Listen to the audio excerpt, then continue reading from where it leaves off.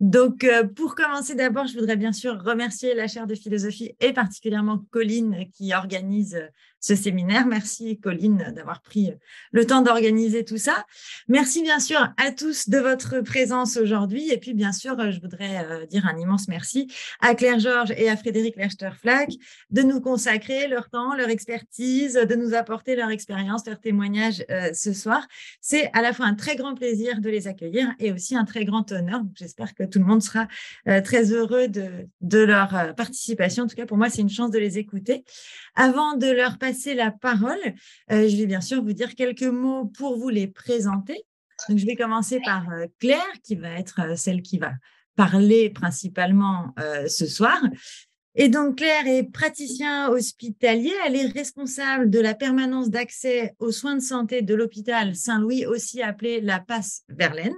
Donc, PASS pour permanence d'accès aux soins de santé. Elle est présidente de l'association Collectif PASS depuis 2011, qui est devenue depuis l'association Collectif national des PASS en 2016. Claire, tu es aussi ancienne interne et chef de clinique des hôpitaux de Paris en rhumatologie, titulaire d'un DEA en santé publique et d'un master en éthique. Et donc, je dirais que par ses activités de soins auprès des plus vulnérables, Claire a été assez tôt confrontée aux questions éthiques, aux enjeux de justice en santé et d'accès aux soins, puisque, et là je dis quelques mots des PASS, elles ont été créées en 98 par la loi d'orientation relative à la lutte contre l'exclusion, si je ne me trompe pas. Et ce sont des lieux qui ont pour vocation de permettre aux patients les plus démunis d'avoir accès aux soins. Ce sont donc des permanences qui s'adressent aux personnes en situation de précarité, qui ont besoin de soins et qui ne peuvent pas y accéder dans d'autres lieux, soit en raison de leurs conditions de vie, donc des socialisations, difficultés à s'orienter, absence de logement, etc., soit en raison de freins économiques, soit en raison d'absence de droits, non-recours, complexité administrative, situation de demande d'asile, etc., ou encore en raison de leur incapacité à suivre un parcours classique, je dirais, de prise en charge. Donc, en fait, ce sont des lieux qui accueillent les plus vulnérables d'entre nous et qui sont, en ce sens, des lieux où se perpétue la tradition d'hospitalité de l'hôpital public. Donc, c'est des lieux extrêmement importants. Et ce sont aussi des lieux, je pense que Claire y reviendra, qui confrontent évidemment à des questionnements humains et éthiques assez intenses. Et une part des questionnements auxquels Claire a pu être confrontée sont justement présentés dans son livre Soigner l'humain, manifeste pour un juste soin au juste coût. Donc, c'est un livre qui prend pour point de départ la crise du système de santé français, dont on a parlé depuis par ailleurs, qui est pris entre des contraintes financières, une spécialisation de plus en plus accrue, qui amène à fonctionner en silo, une pression à la productivité de plus en plus forte sur les équipes, et donc qui est un lieu qui interroge vraiment sur ce que serait en fait un juste soin au juste coût. Et donc, le livre à la fois pose cette question et offre une réflexion portée par des médecins, des travailleurs sociaux, des économistes de la santé, mais aussi des directeurs d'hôpitaux, des spécialistes de l'éthique, des chercheurs en sciences humaines et sociales, qui présentent éventuellement leurs propositions qui essayent de penser un juste soin au juste coût et qui visent à remettre au cœur du soin et du système de santé l'humain. Donc, on peut dire que dès l'écriture du livre, et c'est d'ailleurs indiqué dans celui-ci, eh bien Claire fait le pari en quelque sorte de remettre l'humain au cœur du soin en s'inspirant des solutions concrètes mises en œuvre dans les PASS, mais avec l'idée que ces solutions soient en fait au bénéfice de tous les acteurs du système de santé. Et je dirais que c'est donc assez logiquement que par la suite, eh bien, Claire a fondé l'association L'Humain au cœur du soin, qui est ouverte à toutes les personnes désireuses de renouer avec une approche plus globale, plus humaine du soin, et que je vous invite à découvrir notamment sur son site internet humainaucoeurdusoin.fr. J'espère que je ne me suis pas trompée, mais ça se trouve assez facilement en ligne. Enfin, en plus de ces activités, Claire a aussi des activités d'enseignement. Et notamment, assez récemment, elle a porté un enseignement sur le thème de la médecine globale, donc qui est proposé dans le cadre d'un enseignement complémentaire obligatoire à une vingtaine d'élèves internes et externes. Donc voilà pour les activités principales de Claire. Vous voyez qu'il y en a beaucoup. Frédéric, qui est donc notre deuxième invité. Frédéric Lerchter-Flack est professeur des universités en littérature et humanité politique au Centre d'histoire de Sciences Po. Elle est ancienne membre du comité d'éthique du CNRS et actuellement directrice adjointe du Centre d'histoire de Sciences Po et présidente du jury d'admission à Sciences Po. J'espère aussi que je ne me trompe pas. Frédéric y enseigne à tous les niveaux, de la première année au doctorat en passant par la formation commune de master.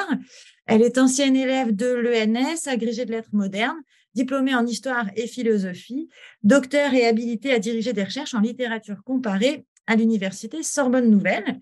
Et ses travaux se situent au croisement de la littérature, de l'histoire et de la pensée politique et portent en particulier sur le domaine de l'éthique, puisqu'elle mène ses recherches sur la mémoire des violences de masse et des choix tragiques en situation extrême, entre histoire et littérature, sur la fabrique des dilemmes moraux dans les laboratoires de la fiction, et plus largement sur l'histoire des valeurs et des sensibilités morales, la signification des gestes artistiques de témoignage, les controverses entre droit et littérature autour de la liberté d'expression et de la moralité de l'art, ou encore, et c'est principalement sur ce thème-là qu'on l'a invité, sur les enjeux de priorisation, de rationnement et de justice dans le champ des humanités médicales.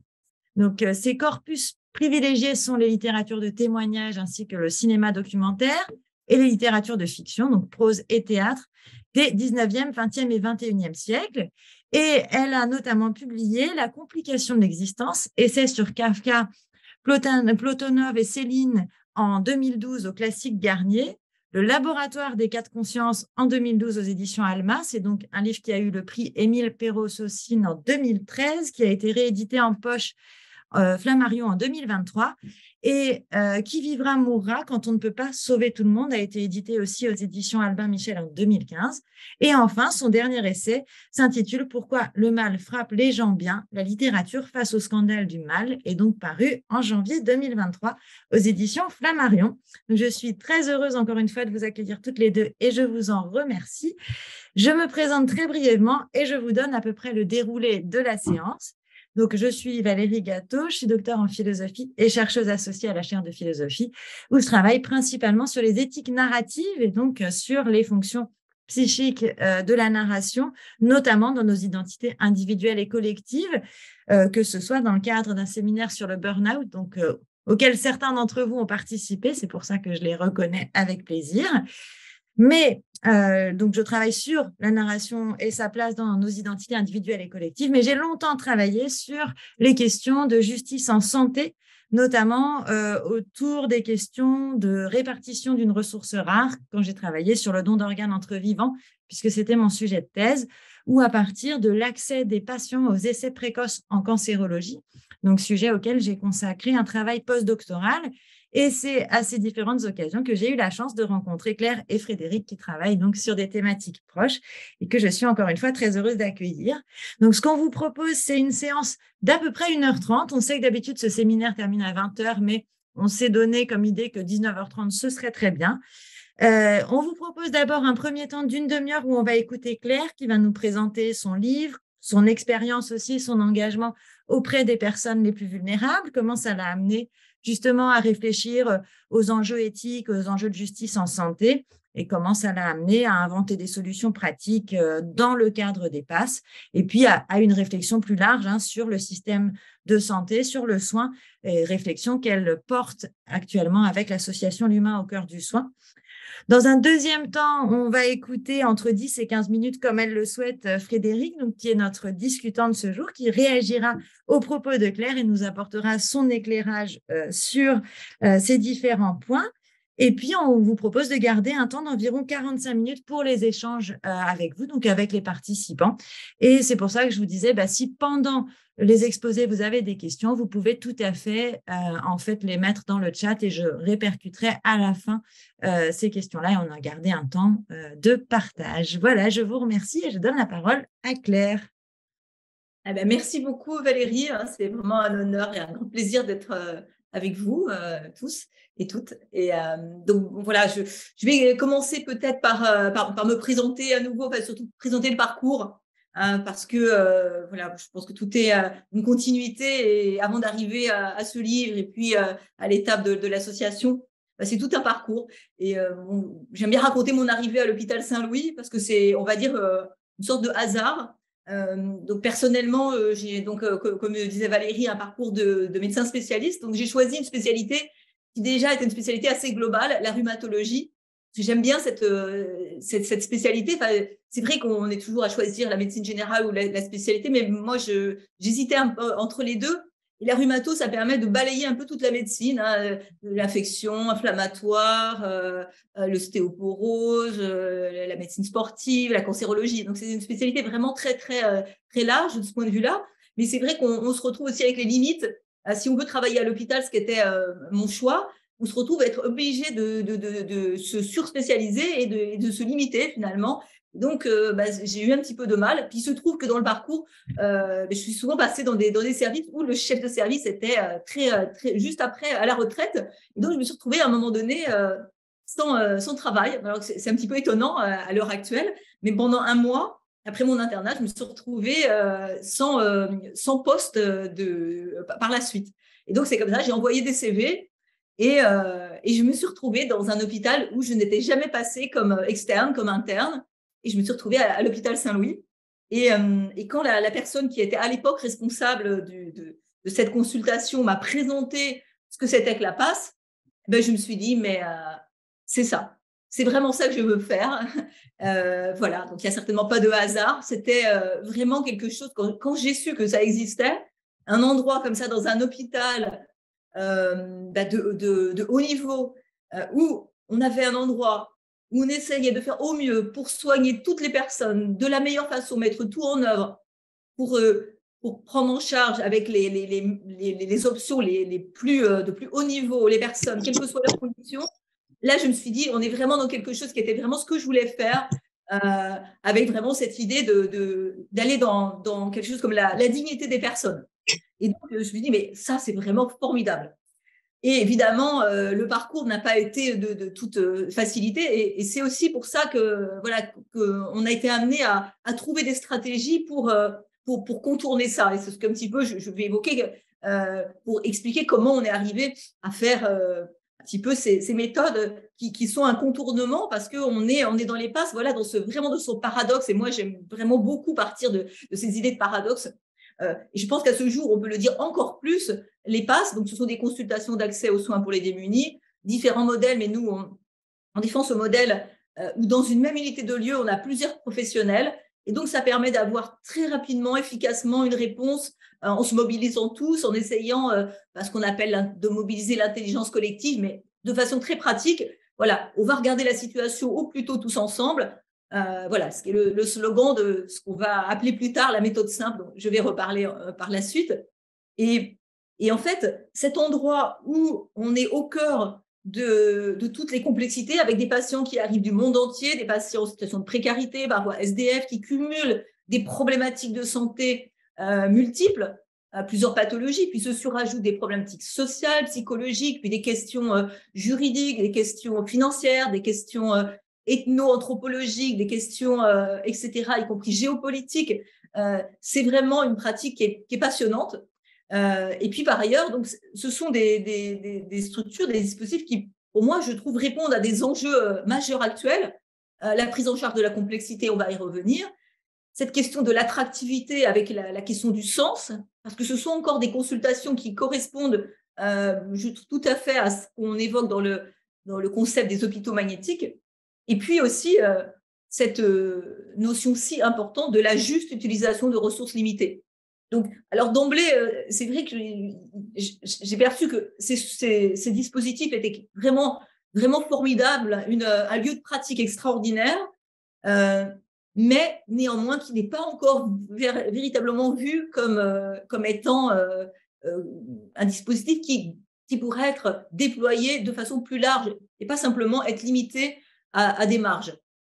Bon, on verra plus tard en effet, c'est forcément des marges que peuvent survenir les innovations, comme on l'a souvent évoqué.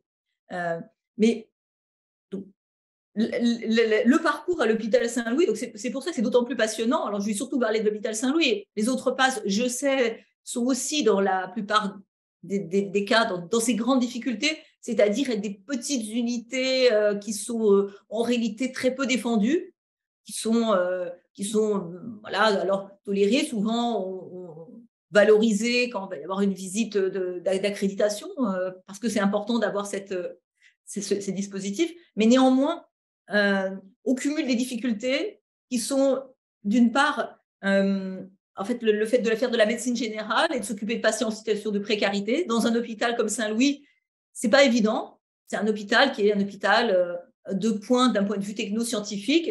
Et on m'a dit à plusieurs reprises, donc vous feriez mieux d'ouvrir un dispensaire en dehors de l'hôpital. Ou quelqu'un qui était responsable d'ailleurs de la sélection des médecins qu'on recrutait m'a dit tu ferais mieux d'aller faire du diabète à Bichat. Donc, c'est juste pour illustrer. Ou alors, on dit régulièrement, oui, je vais discuter une situation avec une cancérologue en disant, est-ce que tu as bien pris en compte que la personne, elle vivait en caravane et que de ce point de vue-là, il faut faire attention, être vigilant par rapport aux effets secondaires. Et les réponses qu'on m'a parfois livrées, c'est, tu sais, moi, je prescris les chimiothérapies, je ne fais pas du social. Bon, je donne quelques exemples pour illustrer que il y a encore cette vision-là qui finalement n'est pas favorable et qui même met des bâtons dans les roues finalement à la défense de ce type d'activité. Et puis, l'autre difficulté, c'est évidemment la vision d'un dispositif qui apparaîtrait comme non rentable par l'administration financière, parce que on a souvent des situations de patients qui n'ont pas de prise en charge sociale, ou on va imaginer insolvable, etc. Donc, en réalité, on est vraiment dans ce double mouvement et en même temps, on va dire, on va afficher et puis que c'est la dignité de l'hôpital public de prendre en charge les patients démunis. Et en même temps, on voit bien que c'est problématique, en effet, aussi de ce point de vue financier pour l'administration. Mais à nouveau, on va rediscuter, c'est dans une vision à court terme de la question, parce qu'en réalité, on pourra le revoir, mais tout ce qui est fait en ambulatoire, au plus tôt, évidemment, ça évite des dépenses beaucoup plus importantes en hospitalisation. Enfin, c'est tellement important et tellement évident, en fait, que paradoxalement, on n'arrive pas à le prouver. Voilà. Donc là aussi, c'est pour expliquer aussi comment on arrive à ce qu'on a fait, les colloques, le collectif, etc. C'est parce que on est face à des réalités, c'est-à-dire que le fonctionnement des passes est complètement orthogonal au reste du fonctionnement de l'hôpital. Et c'est ça qui est passionnant. Et c'est ça qui est passionnant pour moi d'être à l'hôpital Saint-Louis dans un milieu très, très biomédical. C'est qu'en fait, donc déjà, on est financé différemment. Le reste de l'hôpital, globalement, schématiquement, tarification à l'activité. Les passes sont financés par un budget, une sorte d'équivalent de budget global. Donc, en fait, on est obligé aussi d'incorporer dans notre prise de décision la question financière, ce qui n'est pas le cas de la plupart des collègues qui vont avoir une idée très vague de cette problématique. Ils ne sont pas réellement concernés dans la plupart des cas, alors que nous, on est finalement en plus obligé de gérer un budget et donc d'intégrer d'emblée cette question éthique qui est celle de la juste répartition et puis de la personne qu'on a face à soi, à qui on doit le meilleur, mais également celle du tiers absent de la relation de soins, c'est tous les autres patients qu'il va falloir qu'on prenne en charge. Donc, on pourra en rediscuter, mais quand on a par exemple un patient qui n'a pas de prise en charge et qui a besoin d'un traitement, d'une molécule, d'une biothérapie, comme du Glivec ou maintenant d'un tas de molécules, on va dire, du pamrolizumab, des choses comme ça, c'est thérapie ciblée. On est dans des traitements qui sont de l'ordre de 3, 4, 5 000, voire plus. Parfois, un médicament qui s'appelle Ridapt, il est à 11 000 € par mois. Donc, on est dans des sommes qui sont très importantes. Et nous, on a des budgets qui vont être peut-être de 400 000, 500 000 € sur une année. Et donc, c'est vrai qu'on arrive, et des petites passes qui ont des budgets peut-être de 80 000 € ou même 50 000 €. Donc, on se retrouve dans une question que le risque, c'est qu'à un moment donné, s'il y a une dépense trop importante, on ne puisse plus soigner les autres patients, un petit peu comme du temps du budget global. Et à Saint-Louis, alors même si on nous dit à peu près, on va dire qu'on a peut-être à peu près un budget de 500 000 € pour faire fonctionner pour le personnel, pour les examens complémentaires, pour les médicaments. Ce qui me semble intéressant, c'est qu'à Saint-Louis, on a la technique des CAR-T-cells, qui est une technique qui prend en charge certains types de leucémie Et c'est une technique qui est vraiment révolutionnaire dans certains cas particuliers, mais qui se trouve extrêmement coûteuse. Alors, même si le prix a diminué, il y a quelques années, le coût d'un patient, un seul patient Carticel, c'était le coût de toute notre année de fonctionnement. Voilà, grosso modo, 500 000 euros. Donc, alors, d'ores et déjà, voilà, c'est vraiment pour moi un véritable laboratoire de ces questionnements qui dépasse très largement la question de la précarité, très largement la question des patients sans prise en charge, très largement la question des patients SDF ou migrants. Mais c'est une question qui nous concerne tous, c'est comment est-ce qu'on peut articuler l'efficacité des traitements avec l'équité et la durabilité. Voilà. Et finalement, pour moi, la PASS, c'est vraiment un modèle justement de trouver des solutions qui vont finalement allier le juste soin au juste coût, c'est-à-dire finalement la pertinence et l'efficience. Et finalement, de toutes nos réflexions, pour donner quelques exemples concrets, on se rend compte que finalement, il est possible certainement de retourner les logiques, c'est-à-dire que si on fait du bon soin, avec du bon sens, en se mettant tous ensemble, eh bien, on arrive à avoir des propositions qui sont finalement moins coûteuses. 34 personnes. Ne serait-ce parce qu'on évite les hospitalisations. Alors, face à tous ces obstacles, finalement, quand on est dans un dispositif qui fonctionne de façon très différente du reste de l'hôpital, pour lequel il faut tout le temps défendre notre activité, c'est vrai que c'est assez paradoxal. On ne demanderait pas un service de cardiologie de toujours il faut justifier. Enfin non, si, bien sûr qu'il faut justifier ça, bien sûr qu'il faut justifier, mais régulièrement, si un box n'est pas utilisé, on va le reprendre, etc. Donc la passe est souvent mise en difficulté, elle n'est pas valorisée. Alors, pour aussi essayer de défendre ça, alors sachant qu'on est dans des hiérarchies qui sont souvent très très très descendantes, il y a deux stratégies. Voilà, c'est essayer de travailler sur la communication, une communication un peu différente, parce que c'est vrai que nous on peut pas rentrer dans la course aux publications. Finalement, si on veut faire des carrières, il faut faire des publications, mais évidemment avec notre grande diversité de situations, c'est à ce jour bien difficile de constituer des cohortes et de faire comme beaucoup de mes collègues des papiers prestigieux dans Blood ou des choses comme ça. Donc, on est obligé de rentrer dans une approche différente de la communication, de la publication, parce que on est à ce jour pas dans cette course qui permet finalement de progresser dans les hôpitaux. Donc ce point-là, il évoque vraiment les difficultés que l'on a.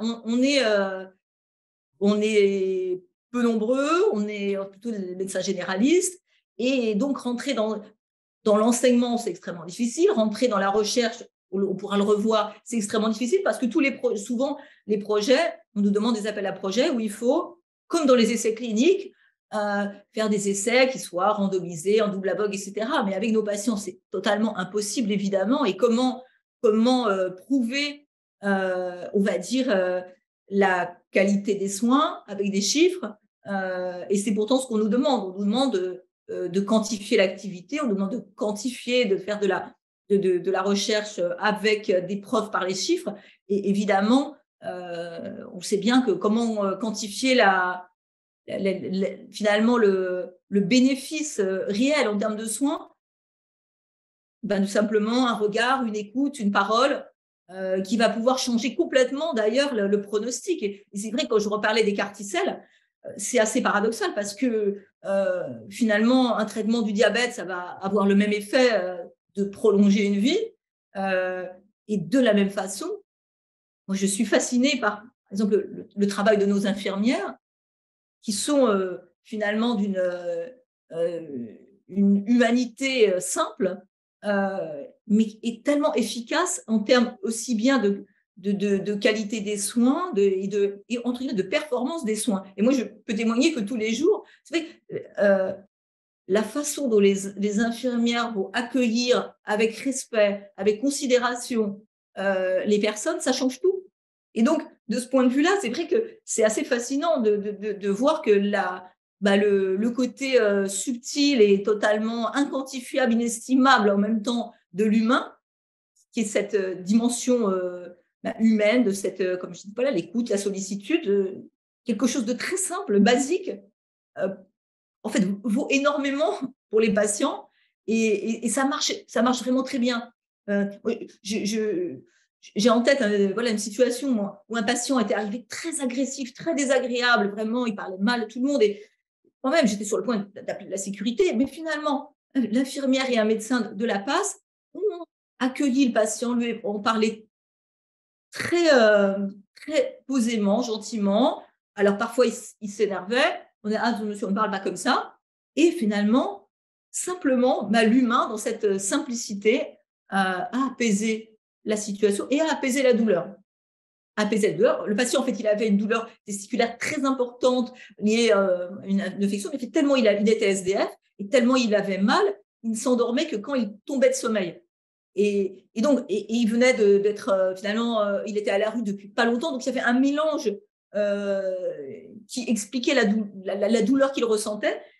Mais quand on voit ça, on se dit, mais l'humain, voilà, l'humain est plus qu'essentiel. Il est pas accessoire. Il est partie prenante du soin et de l'efficacité du soin. Et finalement, ça prend plus de temps. C'est sûr que de donner une perfusion de paracétamol, mais c'est beaucoup plus profond et durable comme efficacité. Et ça, moi, je le constate tous les jours à la passe. Alors, non qu'il n'y ait qu'à la passe, bien évidemment, mais c'est vrai qu'à la passe, et c'est ça sur quoi je voudrais insister, ça accutise tellement de problématiques qu'on est vraiment une véritable loupe grossissante du système de santé, loupe grossissante des dysfonctionnements, des limites.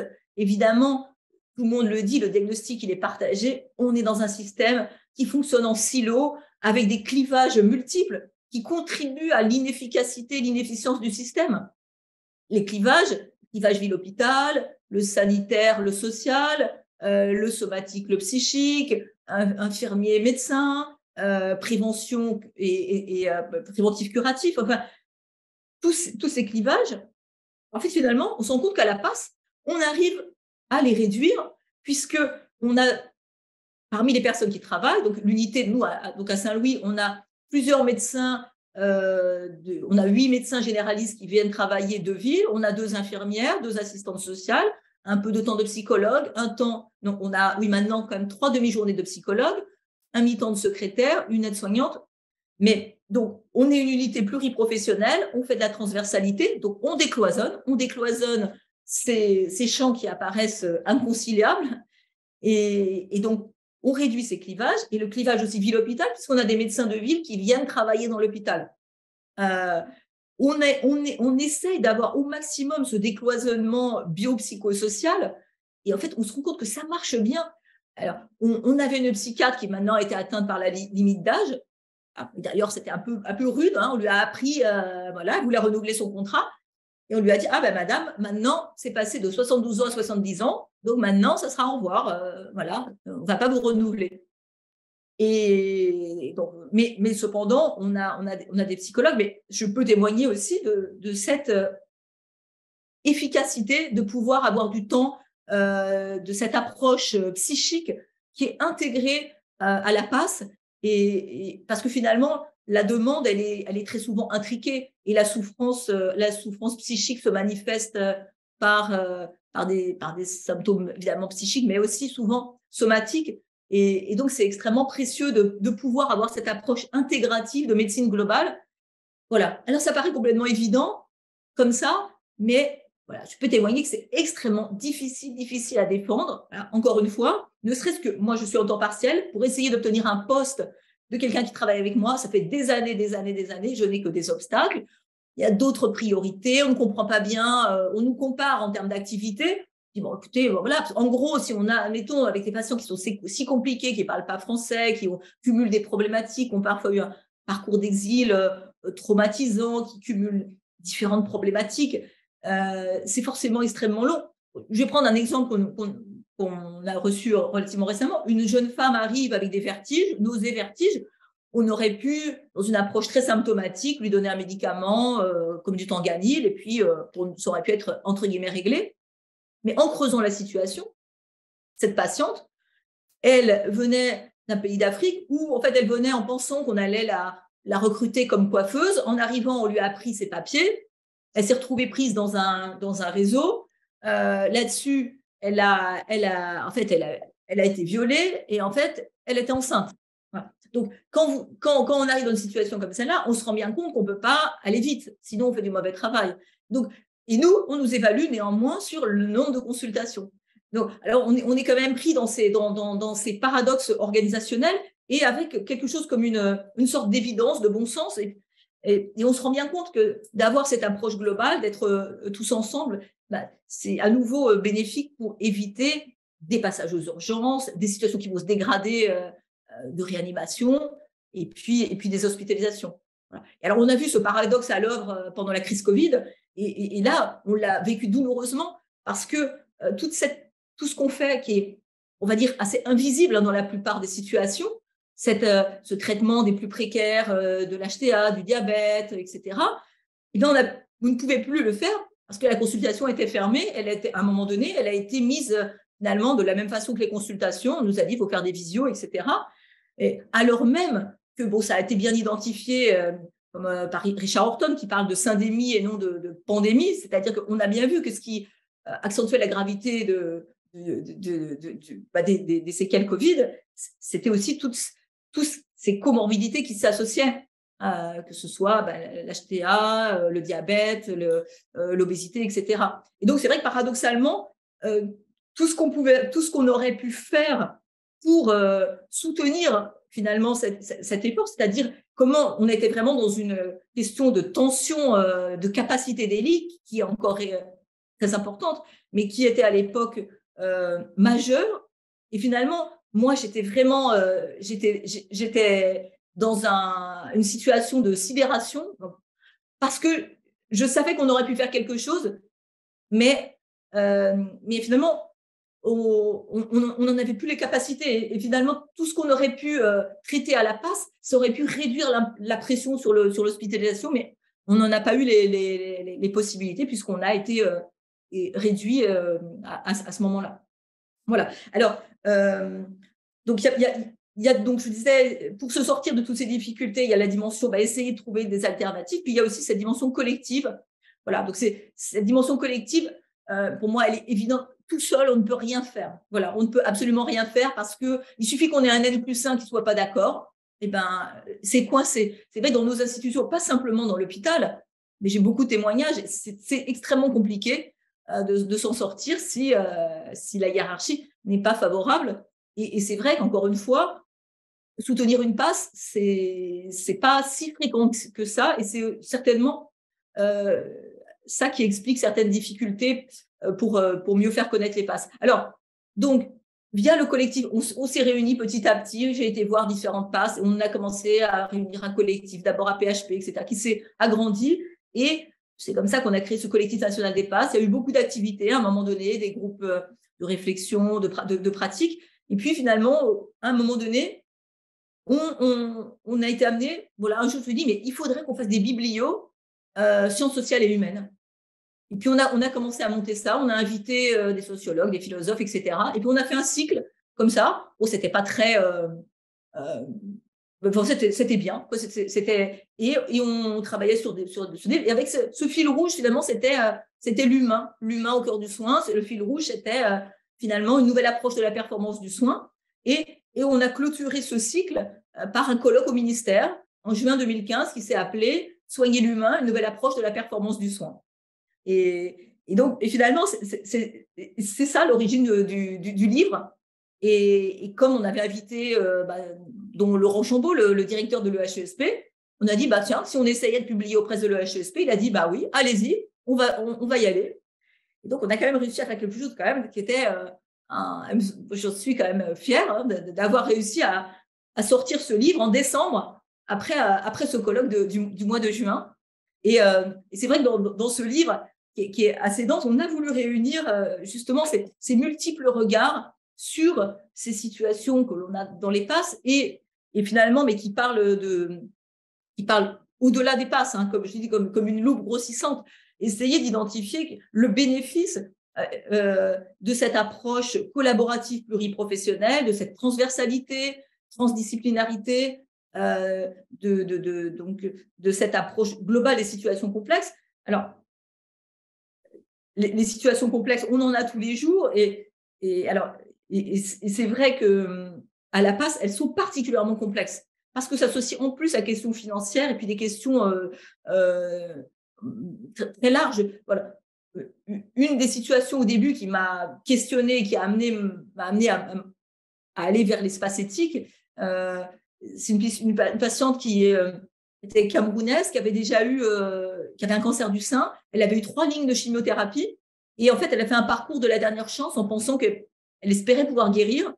Donc, elle a vu la cancérologue qui, en l'absence de prise en charge sociale pour le moment, lui avait donné un traitement, une molécule orale du Xeloda. Et moi, j'avais la patiente face à moi, donc à la PAS, parce qu'on reçoit les patients qui n'ont pas de prise en charge sociale. Et moi, je lui ai demandé, mais qu'est-ce que vous attendez? Qu'est-ce que vous avez compris? Qu'est-ce que vous voulez? Et en fait, la patiente, elle m'a dit, mais moi, je veux guérir et je veux rentrer voir mes enfants. Je veux rentrer voir mes enfants. Et là, je me suis dit, waouh, alors là, c'était terrible, cette tension, parce que je savais bien qu'au vu de la science à ce moment-là et au vu de la gravité de son cancer, qui était triple négatif, métastatique, multiple, y compris cérébral, on ne pourrait pas la guérir.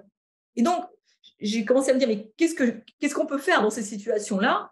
J'ai appelé la cancérologue, elle m'a dit, mais je lui ai dit, mais qu'est-ce qu'on attend de ce traitement qui coûtait quand même 800 € par mois?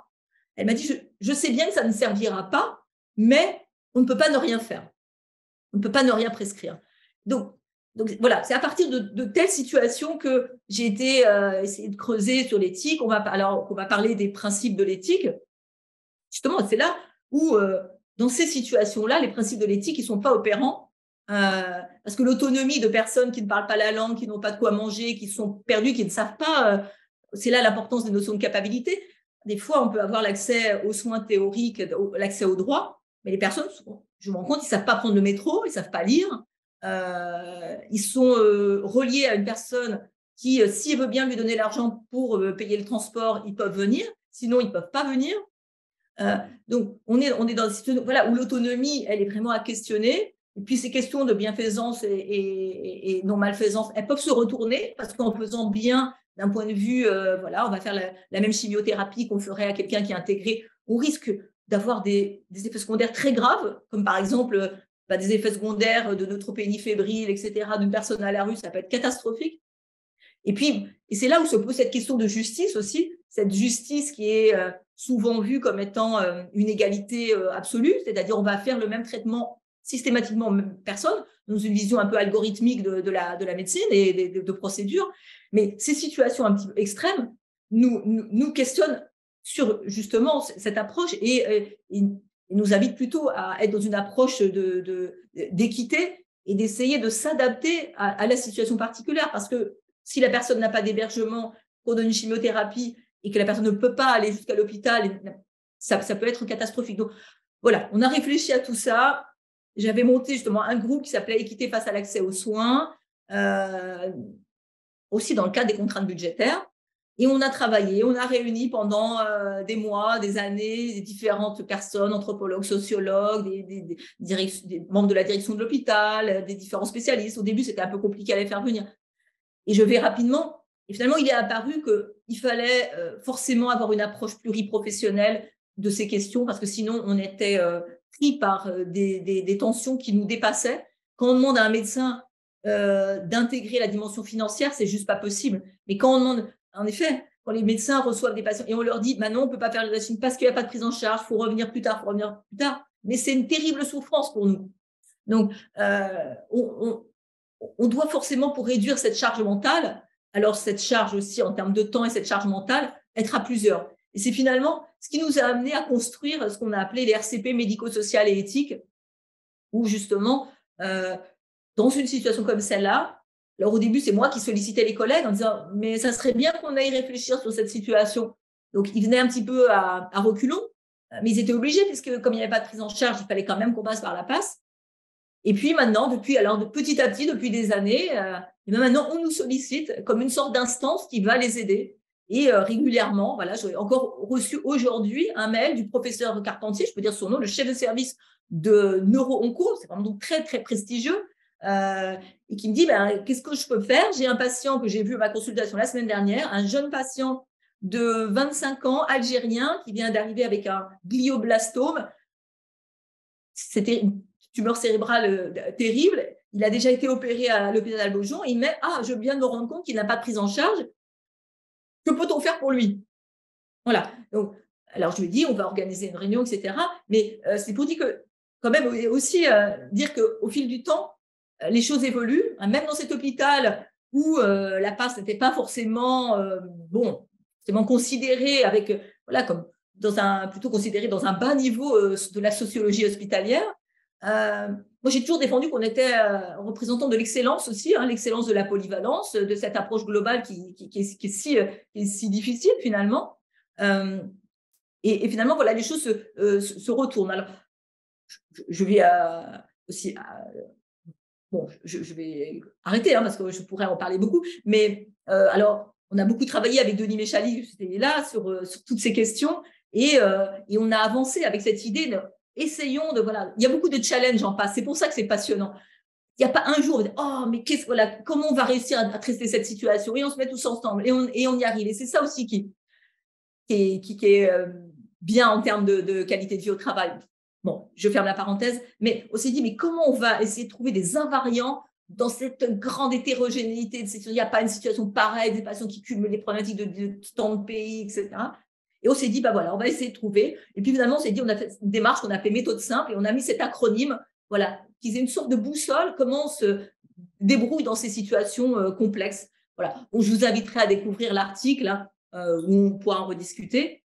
Et puis voilà, alors, pour un petit peu terminer le lien avec l'humain au cœur du soin, ce qui est très intéressant, donc Renaud Vidal qui est là aussi, qui est donc notamment qui est trésorier, un membre du bureau, un membre essentiel de l'humain au cœur du soin, il m'a contacté en lisant justement ces articles, et en particulier l'article sur la méthode simple, et en disant quelque chose comme que c'était étonnant, c'est qu'en fait, de ce qui apparaissait, ce qu'on fait en passe et dans la méthode simple, ça correspond à la description des organisations de haute fiabilité. Voilà. Et donc, c'est là où on arrive à quelque chose d'absolument passionnant, c'est qu'on arrive maintenant à une standardisation, une technicisation. Mais pour passer cette étape finalement de la sécurité, de l'efficacité, les organisations de haute fiabilité ont été mises en place à la suite de la catastrophe de Challenger. Voilà, on se dit, mais comment une structure comme la NASA pouvait y avoir de tels risques? Eh bien, c'est justement parce qu'il y avait cette dimension humaine qui n'a pas été assez prise en compte. Bon, on pourra en reparler dans la discussion, mais finalement, au cœur des organisations de haute fiabilité, il y a l'humain. Voilà, il y a l'humain, il y a l'attention aux signaux faibles, il y a cette nécessité d'une approche globale, il y a l'importance de l'expertise, et puis il y a cette idée d'intervenir au plus tôt tous ensemble, voilà, comme ce qu'on a mis dans la méthode simple.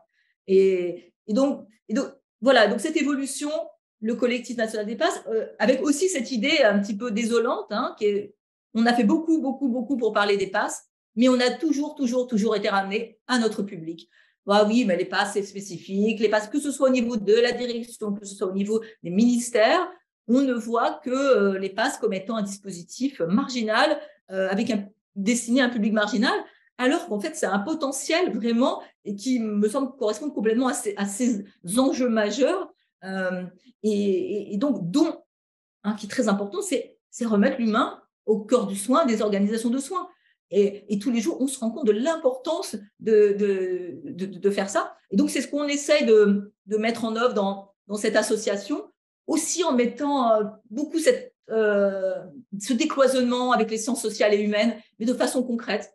Je vous invite en effet à regarder notre site, notre démarche, des visios, des conférences, des projets de recherche, des projets d'enseignement. Mais avec cette idée vraiment aussi, pour terminer, puisque à cette invitation de la chaire de philosophie, je suis vraiment donc très sensible et très honorée. Et c'est très concret pour moi. J'entends beaucoup la philosophie, c'est pas pour moi, c'est très compliqué. Mais ce que moi j'en entends et en quoi ça me parle et en quoi je sais que ça parle aux autres, c'est déjà voilà, ce côté essentiel. Moi, je ne vois pas comment j'aurais pu faire sans ce master d'éthique, comment je peux pratiquer la médecine sans tout ça. Mais déjà, tout simplement, cette possibilité de faire un pas de côté et de conscientiser ce qui se passe. Voilà, partir de ces paradoxes et plutôt que de les laisser, voilà, je ne suis pas une spécialiste de l'école de Palo Alto, mais ce que j'en ai retenu, c'est que face à un paradoxe, si on le laisse évoluer sans rien faire, il devient une double contrainte et là, c'est terrible, tout le monde souffre. Mais face à un paradoxe, si on le regarde, si on conscientise, là, c'est un dilemme. Et là, avec un dilemme, on a de quoi trouver des solutions. Donc, voilà. Et pour moi, la philosophie, c'est ça aussi. C'est permettre aussi de redonner de la pensée, redonner du pouvoir d'agir à chacun d'entre nous. Et puis voilà, c'est peut-être ça qui peut faire du bien, redonner du sens, redonner de l'élan vital. C'est ça dont on a besoin. Donc voilà, pour terminer, voilà, peut-être qu'une nouvelle approche de la performance du soin, c'est peut-être tout simplement de faire confiance en l'humain. Voilà, merci pour votre écoute. Merci beaucoup, Claire. C'était vraiment un grand plaisir. Je vais laisser la parole à Frédéric et je vous propose à tous de garder vos questions pour la fin des questions de Frédéric et le moment où on lancera aussi les échanges tous ensemble. Merci beaucoup. Alors, je remercie à mon tour Valérie pour son invitation. C'est un honneur et un plaisir pour moi que d'être discutante des propos de Claire, que j'ai toujours le grand plaisir et la plus grande admiration à entendre. Ça donne à chaque fois beaucoup à penser. Donc, je vais essayer de proposer quelques remarques que j'ai ordonnées en 6 points. Je vais parcourir rapidement. Mais peut-être un mot d'abord pour préciser d'où je parle, moi, sur ces questions. J'ai travaillé donc de mon côté beaucoup sur les dilemmes dans un corpus de fiction, dans la littérature. Comment la manière de raconter des histoires nous offre des cas de conscience dont on peut s'emparer, dont on peut faire l'expérience par procuration avec les personnages de fiction. Et donc, mon approche à moi, c'est aussi une expérience de praticienne d'une certaine manière, sans l'expertise et sans l'expérience du terrain, bien sûr, qui est celle de Claire, mais je ne voudrais pas avancer sur ces sujets en théoricienne, j'avance aussi à ma manière en praticienne des cas et des cas singuliers et en particulier des dilemmes éthiques. Et puis mon autre, mon autre expertise sur ces sujets, c'est que j'ai pas mal travaillé, et ça aboutit à un livre publié en 2015, donc avant la pandémie, sur les questions de priorisation des vies, sur les questions de triage, sur l'imaginaire au sens très large de la pénurie, des situations où il n'y a pas assez de ressources de vie ou de survie pour sauver tout le monde et où il faut faire des choix, où il faut faire des arbitrages parfois tragiques. Donc les situations de ressources limitées que la médecine connaît bien, que la santé publique, évidemment, connaît bien. Comment est-ce qu'on les aborde? Et mon pari à moi, ça a été de considérer que ces arbitrages que les médecins, les soignants et les responsables de santé publique doivent faire quasiment tous les jours de manière plus ou moins visible, plus ou moins invisible, eh bien, en réalité, on peut les aborder dans un imaginaire très, très large qui prend en compte les traumatismes historiques, les héritages historiques et la manière dont la fiction, les séries, le cinéma, la littérature nous donnent à penser ces situations où il n'y a pas assez de ressources pour tout le monde et où il faut choisir. Et évidemment, de ce point de vue-là, le Covid a été, selon l'expression que proposait Claire, une loupe grossissante, c'est exactement comme la passe l'est à sa manière. Et donc, on a aussi cela en commun. Alors, sur la présentation de Claire, donc, je voudrais faire, disons, 6 séries de remarques très, très rapidement. La première série de remarques, c'est que ce que je trouve très intéressant dans l'approche de Claire, c'est qu'elle insiste, bien sûr, sur le fait que les grands principes ne suffisent pas face à la complexité du réel. Et le réel, c'est quelque chose qui résiste, c'est quelque chose qui ne rentre jamais dans les cases. C'est une source de dilemmes permanents, dans lesquels, eh bien, reconnaître qu'il y a de la complexité, c'est reconnaître qu'on peut trouver la moins mauvaise solution possible, mais il n'y a pas une bonne solution ou une solution parfaite. On n'est pas dans des logiques binaires où il y aurait un bon choix. On va essayer de trouver le moins mauvais possible et ça suppose évidemment de fonctionner pas seulement dans une logique top-down, mais dans une logique bottom-up, de faire remonter de la complexité du terrain des retours d'expérience qui vont modifier la répartition des cases dans lesquelles on essaie de faire rentrer les cas qu'on rencontre ensuite dans la réalité. Parler de dilemme, de laboratoire des dilemmes, des cas de conscience, c'est aussi cette idée que le dilemme, c'est, au fond, c'est pas une situation objective. Il y a un dilemme quand une situation fait problème pour quelqu'un ou quand quelqu'un choisit de se faire un problème de la situation. Et pourquoi j'insiste sur ça? Parce qu'en fait, on n'a pas tous les mêmes dilemmes. Une même situation objective peut être un dilemme pour une personne et pas du tout un dilemme pour une autre personne. Et ça, moi, c'est ce que j'étudie à travers les discussions que je peux mener avec mes étudiants de Sciences Po sur un exemple littéraire, sur une situation de fiction.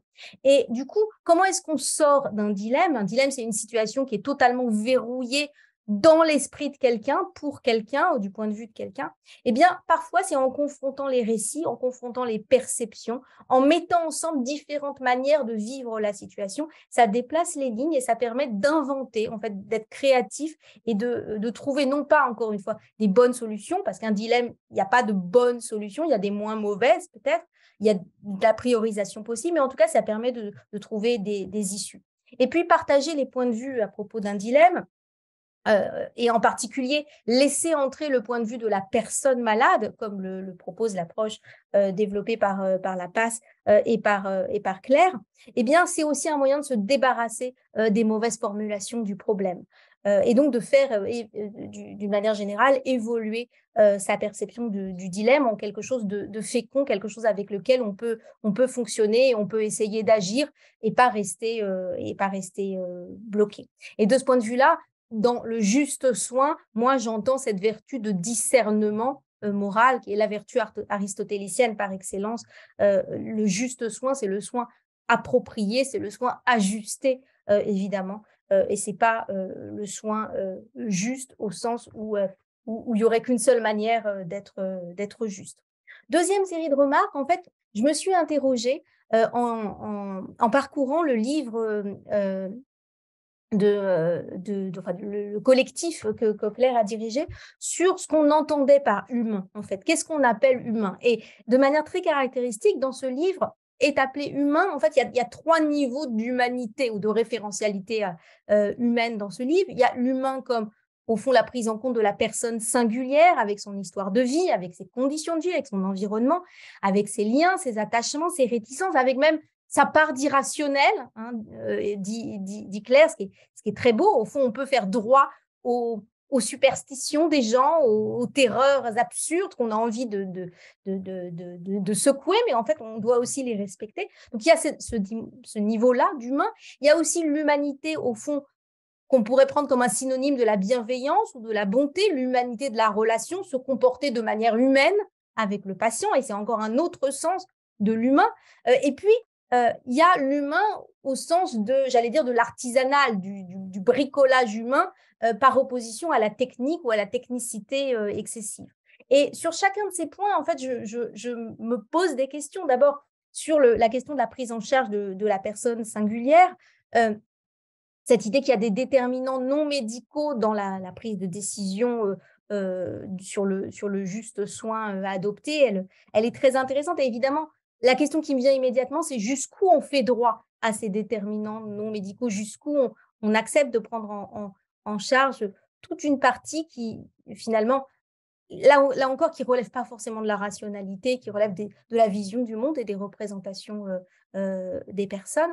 Sur la question de l'humanité, de la relation, de la bonté, de la bienveillance, là, évidemment, la question qui me vient immédiatement, c'est qui en décide, et je trouve très beau, en fait, ce va-et-vient entre la perception de la bienveillance du point de vue du soignant et la perception de l'attente du patient. Il faut demander au patient qu'est-ce qui est mieux pour lui. À un moment donné, on est transparent et on lui demande son avis, qu'est-ce qui est mieux pour lui. Et l'exemple que tu as développé, Claire, du retour au pays, est-ce qu'il n'y a pas un moment où, quand on va mourir de toute façon, plutôt que de se coltiner une énième chimio, est-ce qu'il ne vaut pas mieux rentrer parmi les siens pour mourir entouré de ses enfants? Pose évidemment cette question. Et puis, sur la question de l'humain versus la technicité excessive, il y a tout le champ de questions qui s'ouvre à présent et dont on parle beaucoup autour de de la mobilisation des techniques de l'intelligence artificielle dans la délibération et dans la prise de décision. Parce que bien sûr, c'est de la technique, mais ça va être une forme de technique qu'on est en train de nous vendre actuellement, peut-être à juste titre, j'en sais rien, comme potentiellement plus humaine ou plus pertinente ou plus juste que l'artisanat de la psychologie humaine du soignant. Et sans parler aussi du fait que les patients eux-mêmes, et tu le dis très bien, Claire, dans ton livre, les patients eux-mêmes aussi, ils viennent surtout chercher de la technique en premier lieu. Alors, une fois qu'on leur explique que la technique ne peut plus rien pour eux, peut-être qu'ils vont accepter de passer à autre chose, mais leur première demande, c'est un geste technique, technique et ultra sophistiqué. Et quand on ne le leur accorde pas, ils peuvent évidemment mal réagir. Troisième ensemble de remarques, dans cette réflexion sur finalement une nouvelle approche de la performance du soin, parmi les arguments qu'on voit apparaître dans ce livre en faveur de cette prise en compte de l'humain, finalement pour mesurer le service rendu et obtenir d'ailleurs la reconnaissance du travail fourni à la PAS sur laquelle tu as insisté, il y a ces arguments de rentabilité paradoxale en fait, que tu énonces. Cette idée que, à première vue, c'est pas rentable, on perd beaucoup de temps, on passe des heures à discuter individuellement avec un patient qui comprend rien, bon. Et en réalité, ce temps passé à essayer de gagner sa confiance, à essayer de négocier une observance qui sera plus accessible, finalement, c'est du temps gagné sur autre chose, ou plus exactement des dépenses médicales évitées. On empêche que les choses empirent et finalement, on économise du soin et du soin très, très coûteux.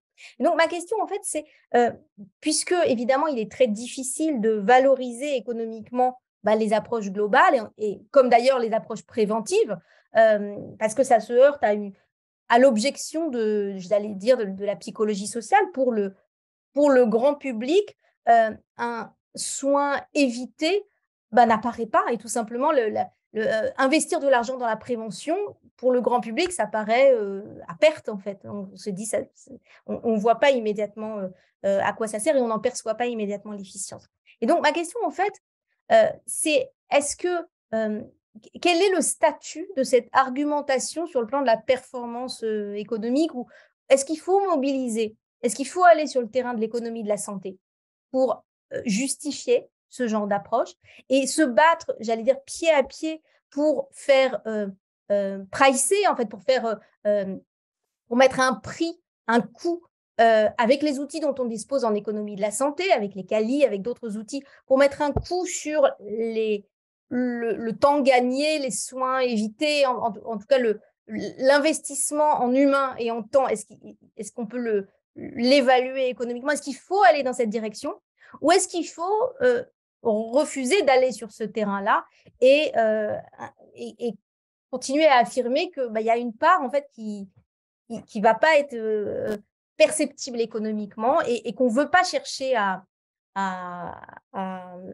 évaluer, ou sur laquelle on veut pas chercher à mettre un prix ou une étiquette. Autre remarque, alors ensemble de remarques sur finalement cette approche globale de la santé, la question de la personne malade dans son environnement global. Première, c'est une question, le qui décide en fait. Et ça, c'est quelque chose qu'on a vu aussi, qui est apparu sur la scène publique avec le Covid. Brutalement, on s'est rendu compte que la question de la démocratie en santé, ou la question du qui décide, à quelle sauce on est mangé collectivement dans les décisions de santé publique, elle n'était pas suffisamment formulée. Et soudainement, les arbitrages politiques qui ont été pris avec le Covid ont mis cette question sur le devant de la scène, puisqu'on s'est rendu compte que on nous demandait peut-être pas assez notre avis au quotidien sur la manière dont on allait disposer de nos chances, de nos risques, dont on allait répartir le fardeau et répartir le sacrifice. Donc cette question du qui décide, il me semble comprendre que la PAS la résout ou l'aborde à partir de la notion de collégialité, mais il reste, en fait, il y a pour moi quelque chose qui résiste encore sur ce terrain-là. Toujours sur cette approche globale, la personne malade dans son environnement. Finalement, prendre en compte les aspects sociaux, médico-sociaux au sens très, très large. Est-ce que c'est pas finalement une manière de prendre tout sur soi, plus exactement, bien sûr, de faire du social et du global en plus du médical? Est-ce que c'est pas trop porté? Alors, je le dis mal. Ce que je veux dire par là, c'est que est-ce que finalement, qu'est-ce qu'on doit régler? Cette patiente dont tu prenais l'exemple qui vient avec des vertiges, est-ce qu'on doit régler son problème de vertige ou est-ce qu'on doit régler le problème de la traite qui est derrière? Et c'est tout un système et c'est tout un mal systémique qui est derrière. Et au fond, cette ambiguïté, est-ce qu'on cherche à améliorer une situation globale et donc à prendre en charge aussi la dimension sociale, les injustices faites à cette personne, l'exclusion, les vulnérabilités supplémentaires en plus du problème médical, ou est-ce que finalement on fait avec l'environnement de cette personne? Et moi, quand je te lis, Claire, je trouve qu'il y a, en fait, on sent une ambiguïté sur ça. Est-ce qu'on essaie d'améliorer, de modifier au maximum la situation globale de la personne dans tous ses aspects, y compris sociaux, en apportant une assistante juridique, enfin, il y a plein de manières de faire. Ou est-ce qu'à un moment donné, comme médecin, on se dit, je la prends comme elle est, je fais avec, je me résous, je me résigne, il y a des choses que je ne pourrais pas changer, cette personne, elle vit à la rue, je ne vais pas pouvoir lui donner un logement, et donc, je vais lui trouver un traitement qui va être adapté au vécu d'une personne qui est à la rue. Et d'une certaine manière, là, il y a une question philosophique pour moi qui est derrière, c'est quel mal on combat. En fait, il y a un dialogue, il y a une scène de dialogue célèbre dans La Peste de Camus, le dialogue entre le médecin Rieux et le prêtre Paneloux. Et au départ, ils se disputent parce que le prêtre Paneloux, ce qui l'intéresse, c'est le salut de l'humanité, le salut du monde, le salut au sens chrétien. Et Rieux, le médecin, dit, moi, le salut, ça m'intéresse pas. J'ai plus urgent à faire. Moi, c'est la santé qui m'intéresse et c'est déjà un problème suffisamment lourd. Donc, je ne rentre pas dans les débats théologiques sur pourquoi le virus, pourquoi le mal. Je reste au niveau concret et je lutte pied à pied contre le mal. Et ça rejoint les propos du philosophe Paul Ricoeur qui nous rappelait que le mal, c'est une catégorie de l'action avant d'être une catégorie de la théorie. C'est ce contre quoi on lutte quand on a renoncé à pouvoir l'expliquer. Et au fond, il me semble que là, dans ce débat sur est-ce qu'on cherche à améliorer la situation globale de la personne ou est-ce qu'on se résigne à faire avec, eh bien, c'est finalement, est-ce que l'idée, c'est d'essayer de couvrir en de résorber les déficiences de l'état social, du welfare dans son ensemble, ou est-ce qu'on est là pour les couvrir et pour, j'allais dire, valider ces déficiences et faire avec? Et donc, quel mal on combat? Jusqu'où on combat, en fait, le mal? Jusqu'où on lutte contre ce qui relève de l'infortune ou de l'injustice? Comment on déplace le curseur entre ce qui relève de l'injustice et en fait toutes les infortunes, tout le mal qui nous tombe du ciel, la maladie, on sait aujourd'hui en sociologie qu'on peut la transformer en injustice, on peut la percevoir comme injustice. C'est lié aux conditions de vie, c'est lié aux conditions sociales, c'est lié à l'environnement, c'est lié à l'histoire de vie de la personne. Et donc, comment on se situe? Quel mal on combat? Jusqu'où on combat? Et est-ce qu'on le combat comme infortune? Est-ce qu'on le combat comme injustice? Et puis, toujours dans ce questionnement sur l'approche globale, la personne malade dans son environnement, le point évidemment que je trouve particulièrement difficile, c'est ces situations où les conditions de vie de la personne finalement l'empêcheraient de profiter de manière efficace, efficiente de la ressource médicale qu'on pourrait investir en elle. Si on prend l'exemple de la greffe, par exemple, un patient à la rue, greffer un patient à la rue, bon, ça ne marcherait pas. Et donc, il y a un moment où on va se dire les conditions de vie de ce patient contre lesquelles je ne peux rien faire, même si j'ai essayé, mais il y a un moment donné où je renonce, je peux pas changer toute la société tout entière, eh bien, vont faire que si je lui attribue cette ressource médicale, surtout dans un contexte très contraint ou de pénurie, la ressource risque d'être gâchée, de ne pas lui profiter à lui et de ne pas profiter à quelqu'un d'autre non plus. Et donc, on est en fait dans une lecture un peu biaisée de la réflexion sur l'efficience en raison des conditions de vie des patients. Cinquième ensemble de de remarques qui vont en fait toujours dans cette direction-là. Cette idée, alors évidemment, qui fait de la PAS un laboratoire particulièrement intéressant à observer, d'un fonctionnement en toute conscience de la contrainte budgétaire. Hein. Tu expliques, Claire, que les PAS, en fait, elles fonctionnent avec une dotation, c'est ça, une dotation globale. Et donc, en fait, quand on travaille dans une PAS, on est obligé de faire les choix les plus adaptés, mais dans un contexte de contrainte budgétaire limitée. En fait, on ne peut pas faire ce qu'on veut. On a un stock et puis il faut gérer ce stock.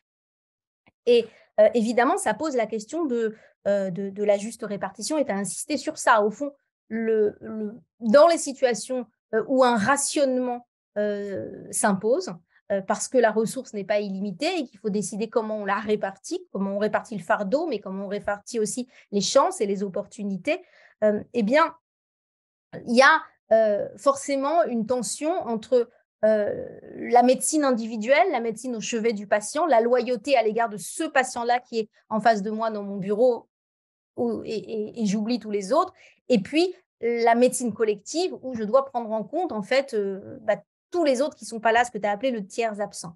Et il y a une ambiguïté supplémentaire. C'est quoi ce tiers absent? C'est tous les autres qui pourraient se présenter à la porte de la PAS, donc à l'échelle de l'établissement, ou c'est à l'échelle de la société, du stock de ressources dont dispose la sécurité sociale, l'État français. Voilà. Et au fond, cette tension liée à la situation de pénurie, alors ce n'est pas forcément une pénurie, mais en tout cas de contraintes budgétaires très fortes, cette tension qui oblige à faire des arbitrages plus exigeants qu'on ne le fait en milieu hospitalier ordinaire sur les sujets d'efficience, il pose évidemment des questions très, très difficiles. Et l'une des questions en fait que j'ai eues en te lisant sur ce sujet, c'est bien sûr, j'entends bien que ces patients SDF, ces patients migrants sans papier dans des situations extrêmement précaires, j'entends bien qu'il ne s'agit pas de porter un jugement de valeur sur la valeur de leur vie et de les respecter comme des personnes comme des autres. Mais est-ce qu'il n'y a pas quand même, en fait, à partir du moment où il y a cette contrainte budgétaire, un risque finalement d'opérer des priorisations en se prononçant, bien malgré soi, mais en se prononçant quand même sur la valeur des vies qui sont menées là par ces gens. Et du coup, en fait, peut-être pour terminer, et pour poursuivre en fait sur cet arbitrage entre médecine individuelle et médecine collective, sur cette prise en compte de la pénurie, du rationnement, de la contrainte budgétaire, est-ce qu'on l'intègre à la décision médicale elle-même ou est-ce que ça doit rester en dehors? La question que je me pose, la dernière série de remarques, elle porte sur l'exemplarité de la PAS, puisque toi, Claire, tu insistes sur le fait que finalement, il y a des leçons à tirer de ce contexte un peu exceptionnel, en tout cas cette loupe grossissante de la PAS, elle permet de tirer des leçons valables pour des contextes plus ordinaires. Et moi, je me suis posé la même question quand j'ai travaillé sur le triage, sur la priorisation des vies, sur l'imaginaire de la pénurie, du rationnement des chances de survie. La question que je m'étais posée, c'est, au fond, on a affaire à un continuum. Il n'y a pas d'un côté des situations extrêmes et de l'autre des situations ordinaires. C'est un continuum. On passe indistinctement des situations extrêmes aux situations ordinaires. Et donc, comment on redescend le long de ce continuum? On est d'accord que il y a des leçons à tirer de la manière dont on arbitre dans les situations extrêmes. Mais comment est-ce qu'on fait redescendre en fait ces arbitrages philosophiques, éthiques, le long du continuum vers les situations ordinaires? Jusqu'où on va, jusqu'où la PAS peut être exemplaire, notamment avec comment on place le curseur entre prise en compte de la singularité du patient dans son histoire de vie, avec ses déterminants non médicaux, comme tu dis, avec finalement les injustices qu'il subit et on se résigne à ne pas combattre au bout d'un moment parce qu'on ne peut pas tout faire, tout simplement. Et donc, d'un côté, la prise en compte de la singularité d'un patient, et je parle là des patients ordinaires, pas des patients de la PAS, et de l'autre côté, l'impératif de rester dans une logique égalitariste où tout le monde a droit à la même chose. Et en fait, je trouve qu'il y a quelque chose comme un risque. En fait, je trouve ça très pertinent, hein, ce que tu dis sur l'exemplarité possible ou la redescente de cette situation extrême qu'est la passe vers finalement des leçons pour l'ensemble du système de soins français ou du moins l'ensemble du système de prise en charge des patients à l'hôpital. Mais je vois quand même un risque en fait dans ce déplacement du curseur entre singularité et égalitarisme. Voilà en fait quelques-unes des réactions, des remarques que je voulais partager en t'entendant. Merci beaucoup, Frédéric. Je vous propose 2 choses. Claire, je t'invite à répondre au point auquel tu souhaites apporter une réponse. Évidemment, je crois Oui, pour laisser la place de lancer la discussion que d'apporter des réponses. On pourrait parler tellement, voilà, cette question de seuil, voilà, évidemment, de transférabilité, de scalabilité, c'est le sujet majeur. Hein, mais bon, voilà. Peut-être, en effet, cette question médico-économique, moi, c'est un sujet. Enfin, encore une fois, la passe, elle est encastrée dans l'institution et elle fonctionne différemment. Donc, c'est une grande chance. Mais si on reste dans l'institution, on est aussi quelque part obligé d'être dans les logiques et les réalités économiques de contraintes budgétaires. Donc, on est obligé aussi de réfléchir à ça. Et c'est vrai que moi, c'est quelque chose auquel je me heurte. Et pourtant, j'ai essayé de m'associer au Spinomix, Lise Rochelle, et puis Pierre Corvol, Isabelle de Rosaleski, spécialiste de l'économie de la santé. Je me suis même mis en lien avec JPAL Europe, l'émanation de Esther Duflo. Et voilà, on se heurte sur des questions de méthode avec voilà, l'évaluation toujours, en gros, hein, tel que je comprends, l'économie quantitativiste qui on nous demande de prouver avec des chiffres, des comparaisons, et donc on n'y arrive pas. Alors peut-être, voilà, ce point-là, c'est qu'en effet revenir à quelque chose de simple, et il y a quand même des modèles, et justement il y a ce fameux modèle de Buurtzorg aux Pays-Bas qui est en train d'essaimer très largement. Donc c'est en résumé, hein, c'était les soins à domicile, soins infirmiers à domicile. Précédemment, ils étaient très dans une organisation classique, très descendante, avec un grand groupe. Et l'organisation s'est remaniée en devenant beaucoup plus des petites unités, beaucoup plus autonomes et plus proches du patient, avec quelque chose comme répondre aux besoins des patients, en discuter tous ensemble. Et petit à petit, ils se sont rendus compte que cette nouvelle approche, elle a amené des bénéfices mais majeurs en termes de réduction des durées de séjour, de moins de réhospitalisation, et donc ils ont prouvé la réduction des dépenses de l'assurance maladie aux Pays-Bas, et donc ça a remanié complètement la façon de fonctionner, et de ce que j'ai compris, et c'est ce qui est en train d'être expérimenté en article 51, et ça devrait sortir aussi en France, donc l'expérimentation est en cours. Le changement, c'est de financer les actes soignants au temps passé. Et donc, c'est ça le changement du paradigme. C'est peut-être, en effet, la confiance. C'est peut-être le plus difficile, mais c'est finalement, on fait confiance dans les professionnels. Ils prennent le temps qu'il faut. Ils s'adaptent ensemble pour répondre à la situation particulière du patient. Et donc, voilà, peut-être que c'est quand même ça, cette démarche, et qu'en effet, d'identifier quand même avec des moyens robustes qui existent certainement, c'est ce qui est évité. Alors peut-être on n'a pas réussi, mais Pierre Corvol suggérait la méthode caisse-vignette. On présente le cas et on le présente à des experts. Qu'est-ce que vous feriez dans ce cas-là? Ah ben voilà, on fait ça coûte tant. Eh ben on a fait différemment, ça coûte moins. Bon, mais voilà, peut-être que c'est peut-être ça l'orientation, parce qu'à un moment donné, il faut quand même se sortir d'un modèle qui ne semble qu'aggraver les problématiques.